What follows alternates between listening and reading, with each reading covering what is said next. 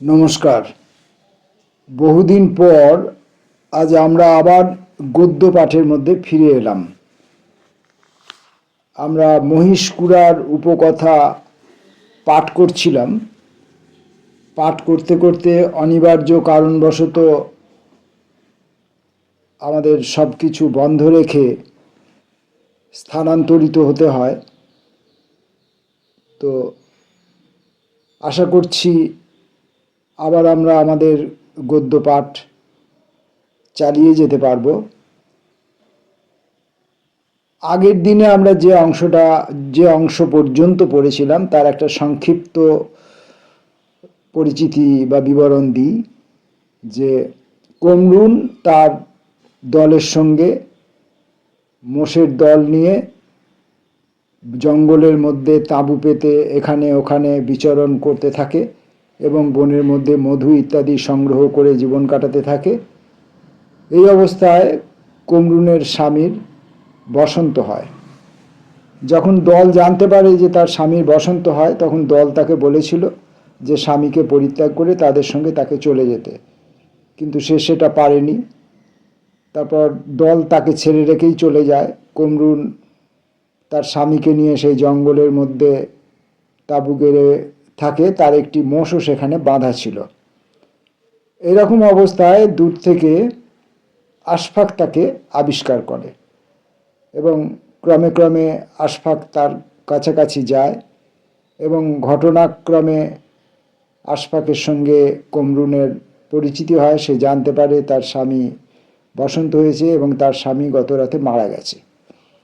তার স্বামীর একটা সৎকারের তাদের প্রথা অনুযায়ী একটা ব্যবস্থা করে তারপর তারা জঙ্গলের মধ্যেই দুজনে মিলে বিচরণ করতে থাকে, খাদ্য সংগ্রহ করতে থাকে এবং দিন এবং রাত অতিবাহিত করতে করতে জঙ্গলের মধ্যে দিয়ে হাঁটতে হাঁটতে তারা ক্রমশ পরস্পরের সঙ্গে পরিচিত হতে থাকে এবং ঘনিষ্ঠ হতে থাকে। এতদূর পর্যন্ত আমরা পড়েছিলাম। আজকে পরবর্তী অংশ। তখন আশফাক বোকার মতো বলেছিল, এখানে চিরজীবন থাকলে চলে কিনা। কমরুন মাথা ঝাঁকিয়ে বলেছিল, দুজনে দল হয় না আশফাক। আশফাক তার পক্ষে যতদূর তা সম্ভব তেমন ঘুরিয়ে ফিরিয়ে বলেছিল, কমরুনের অনেক বাচ্চা হলে দলটা ক্রমশ বাড়বে। তখন কমরুন বলেছিল, তাহলেও মোষ কোথায়? এই বুড়ি মোষের আর বাচ্চা হবে না। কি বিক্রি করবে যে কাপড় শাড়ি কিনবে, চাল নুন আটা কিনবে? তুমি কি বনের মধ্যে মোষ ধরতে জানো? তাদের দলের কর্তা যেমন মোষের ডাক ডেকে বনে চড়া অন্য বাথানের মোষকে বিপথে নিয়ে গিয়ে ধরে ফেলে, তাও কি আশফাক পারে? না, এসব কিছুই সম্ভব নয়। আশফাক কি দু তিনটে ভাষায় কথা বলতে পারে যে দলকে সোনপুরের মেলায় নিয়ে যাবে? আশফাক কি পুলিশের হাতে ধরা না পড়ে দল নিয়ে রাতের অন্ধকারে ভাগতে পারে? আশফাক সেসবের পক্ষে একেবারেই বাচ্চা, কমরুনের চাইতেও ৬-৭ সালের ছোট। আশফাক নিজের অযোগ্যতার এই তালিকা শুনে মলিন মুখে বনের দিকে চেয়ে বসেছিল। কমরুন শুকনো নরম সবুজ ঘাসে শুয়ে একটু হেসে আশফাককে নিজের স্তনে টেনে নিয়েছিল। কমরুনই বা কি করবে? দলের সন্ধান পাওয়া গেলে আশফাক তার সঙ্গে থাকতো কি না ভেবে লাভ নেই। হয়তো থাকতো। এদিকে বনের ক্ষণস্থায়ী বসন্ত শেষ হয়ে প্রবল বর্ষা নেমে এলো। এই বর্ষা বাউদিয়ার কাছে ভয়ের ব্যাপার। তাঁবু খাটানোর মতো শুকনো মাটি পাওয়া যায় না, খাটালেও তাঁবুতে জল মানে না। পাখিরা পালায়। 3-4 দিন চলে যায় একটা শিকার ধরতে। নদী ঝোড়া ফেঁপে ফুলে প্রতি পদে পথ আটকায়।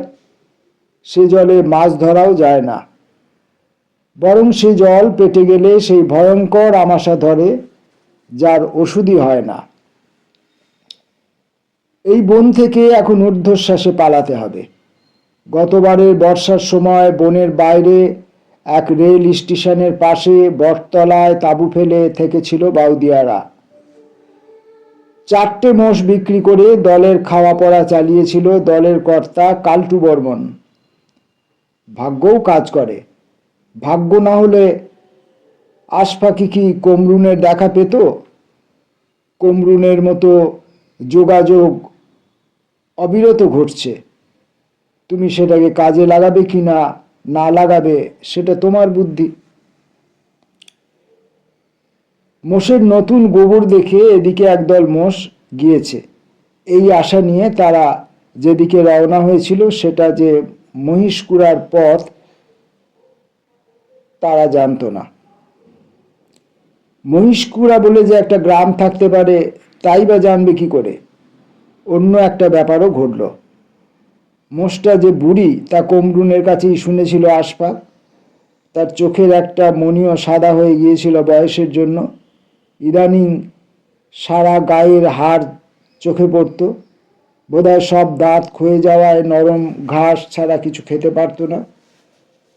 কিন্তু সে যে এমন বার্ধক্য তা বোঝা যায়নি। একদিন সেটা কাদার মধ্যে বসে পড়ল। দেখে মোষ বলে কথা, 1 হাঁটু কাদাতেই আটকে গেল। 2 দিন ধরে মোষের তদ্বির চলল। গাছগাছড়ার দাওয়ায় কমরুন যা জানতো সব প্রয়োগ করা হলো। কিন্তু 3য় দিনের সকালে দেখা গেল শেয়ালে খেতে আরম্ভ করেছে। সেই কমরুন এখন জাফরুল্লাহর 4 নম্বর বিবি। তা বুদ্ধি আছে জাফরুল্লাহর। এখানে আসার মাসখানেক পর থেকেই ব্যাপারটা শুরু হয়েছিল, যদিও আশফাক তখন তা ধরতে পারেনি। কবেই বা ঠিক সময়ে সে সব ধরতে পারে? তখন সে একবেলা খাওয়ার আর দিনে 1 টাকা কিংবা 1 সের চালের বদলে ঘাস নিড়াচ্ছে জাফরের জমিতে। কমরুনও কাজ করে জাফরুল্লাহর অন্দরে।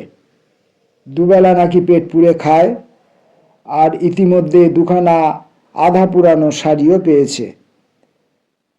তা ভাবল আশফাক, জাফরুল্লাহর হাসি নাকি কমরুনের দলের সেই কর্তা কালটু বর্মনের মতো। তেমন করেই প্রায় কামিয়ে ফেলা হেরে মাথা। কমরুনি একদিন বলেছিল মহিষকুড়ার বাইরে তখনও সে তাঁবুটাতে আশফাকের পাশে শুয়ে। হঠাৎ এক সন্ধ্যা থেকে কমরুন আর এলো না।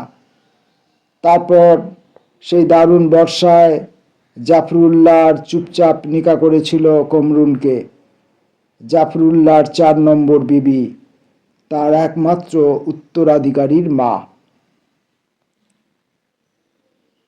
কিন্তু আশফাক নিজের অবস্থিতিটা বুঝবার জন্য এদিক ওদিক চাইল। কিন্তু পিছন দিকে জাফরুল্লাহর বাড়ি চোখে পড়ল। এখান থেকে পশ্চিম দিকে সেই পিটুলি গাছ, আর তার কিছু দূরে ঝোড়া। সেখানে আকাশ এখন লাল হয়ে উঠছে। চোখ মিটমিট করল সে, যেন দেখতে চায় না। আশফাককে এখন কেউ দেখলে বলতো লোকটা হাঁপাচ্ছে। চোয়ালটা অবশ হয়ে গিয়েছে নাকি, মুখটা হাঁ করা। সেবার সেই 3 মাস আগে জাফরুল্লাহ যখন বাড়ি ছিল না তখন তফাৎ আছে। সেবার যখন জাফরুল্লাহকে পুলিশে ধরে নিয়ে গিয়েছিল, তখন একদিন বলদ আনতে গিয়েছিল আশফাক দহের ধারে। যখন সে বলদগুলোকে খোঁটা উপরে ছেড়ে দিয়েছে, কেউ যেন মৃদুস্বরে ডেকেছিল, আশফাক, ও আশফাক। বাতাসটায় জোর ছিল, শব্দটা ঠিক এলো না।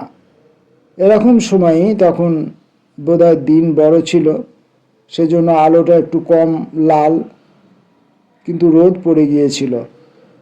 একবার সে মাথা তুলে শুনতে পেল কে যেন কুই করে তার দৃষ্টি আকর্ষণ করার চেষ্টা করলো। বাতাসটা আরো জোরে উঠে পড়েছিল। পথের পাশে বড় বড় ঘাস, সেগুলো বাতাসের তোড়ে ছপ ছপ করে গায়ে লাগছে। আশফাক পশ্চিম আকাশের দিকে তাকালো। পাক খাওয়া এই ঝোড়ো বাতাস শেষ পর্যন্ত ঝড় হয়ে উঠবে কিনা তা বোঝার চেষ্টা করলো। এমন সময়ে বাতাসে ভেসে আসা কি একটা তার গায়ে পড়ল। সেটা গড়িয়ে পায়ের কাছে পড়লে আশফাক দেখল টোপাকুল। সে বিস্মিত হলো। এদিকে টোপাকুলের গাছ কোথায়? দহের ওপারে একটা গাছ আছে বটে, ওপারে টোপাকুল এপারে এসে পড়বে এত জোর বাতাসের? কাজেই সে ওপারের দিকে তাকালো, আর তখন সে দেখতে পেল দহের গলার কাছে যে সাঁকো, তার উপরে সাঁকোটা অর্ধেক পার হয়ে এসে দাঁড়িয়ে আছে কমরুন। বাতাসে তার চুল উঠছে, মাথার কাপড় খসে গিয়েছে, পায়ের কাছে এলোমেলো কাপড়ের ঢেউ ওঠানামা করছে। আঁচলে টোপাকুল, আঁচল সামলে শাড়ি সামলে সে আর এগোতে পারছে না। নিচে দহের জল আথাল পাথাল। ও আশফাক, আশফাক, কি, নামায় দাও। কমরুন, জাফরুল্লাহর 4 নম্বর বিবি কমরুন। 3 সাল আগে তখন আশফাকের বয়স 21 পার হয়েছে, কমরুনের 21-10 হয়তো। তা হলেও কমরুনকে সে মাথায় ছাড়িয়ে গিয়েছে। আশফাক এগিয়ে গিয়ে কাছে দাঁড়ালো, আর তখন ছোট ছেলে মেয়েরা যেমন কোলে ওঠে তেমন করে আশফাকের গলা জড়িয়ে ধরে সেই টালমাটার বাঁশের সাঁকো থেকে নামলো কমরুন। কেমন যেন লজ্জা পেয়ে হাসলো। সাঁকো থেকে নেমেছে তখন, পায়ে মাটি ছুঁলেও, কিন্তু কমরুন দুহাতে আশফাকের গলা জড়িয়ে ধরে আছে। একবার সে মুখ তুলল, আশফাকের মুখটা দেখল, তারপরে আশফাকের কাঁধের উপরেই মুখ রাখল, যেন তখনও সাঁকোটা পার হচ্ছে। তারপর মাটিতে পা দিয়ে দাঁড়ালো সে আশফাকের মুখোমুখি। বাতাস আর এক পাক খেলে গেল, খানিকটা ধুলো উড়িয়েও গেল। বাতাসের জন্যই যেন কমরুনের পদক্ষেপগুলো অসমান হচ্ছে। কয়েক পা গিয়ে পথের ধারে বড় বড় ঘাসগুলো যেখানে বাতাসে নুয়ে যাচ্ছে, সেখানে কমরুন যেন হঠাৎ পড়ে গেল। বাতাস যেমন শব্দ করছে তেমন রিন রিন করে হাসল সে। আশফাক বলল, পড়ে গেছ? কমরুন হাসল। তার চোখ দুটো যাতে সুরমার টান ছিল ঝিকমিক করল, মুখটা গাঢ় রঙের দেখালো। আশফাক অবাক হয়ে দাঁড়িয়ে রইল এক মুহূর্ত, আর তখন ধনুকের ছিলার মতো উঠে পড়ল কমরুন। হাসল, দৌড়ে পালালো। আশফাক তার গোড়ারির কাছে রূপোর বেঁকি মলের ঝলকানি দেখতে পেল। হয় হয়, এ তো ঠিক। তখন আশফাক এক সুগন্ধ পেয়েছিল, যে সুগন্ধ আজ ছোট বিবির গামছায়।